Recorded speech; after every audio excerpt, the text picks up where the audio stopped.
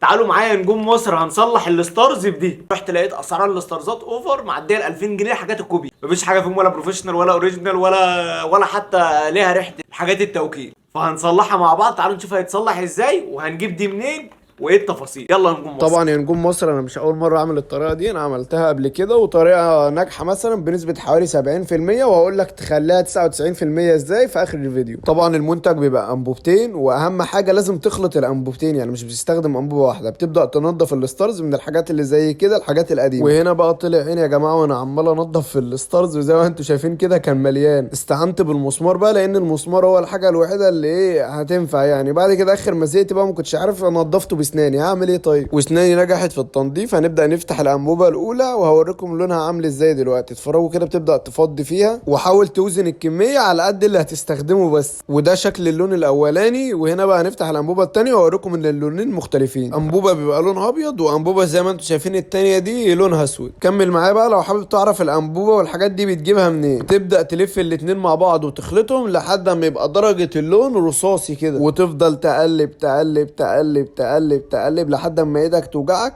بهزر يا جماعه لحد ما اللون يقلب رصاصي. يبدا بقى مرحله ان احنا نحط في الستارز زي ما انتم شايفين كده. هتملى في الاماكن كلها. اهم حاجه بس تبقى سريع، لان البتاع ده يعني لو قعد مده طويله شويه في ايدك وانت بتحط هينشف منك. وبعد ما بتحط بقى بتقفل عليه كده. وهوريكم بالجزمه الفرده الثانيه اللي انا كنت عاملها في الاول شكلها عامل ازاي. وقبل ما انسى صح، هتجيب الفرده كده وتثبتها بطوبه او بتثبتها باي حاجه تقيله فوقيها عشان ما تفك. وده يا نجوم مصر شكل الفرده الاولى اللي احنا كنا عاملينها. بصوا اقسم بالله يا جماعه حاجه كويسه. وبصوا النشفان. تركايه بقى ان انت بعد ما تنشفها كده تروح تخيطها، بدل ما تبقى 70% هتبقى 100%. اللزق ده بتروح تجيبه من محلات العربيات، تقول له عايز لزق 2 في 1. ووصلت هنا وانت مش عندي على الانستا، فانت فايتك كتير يا نجم مصر.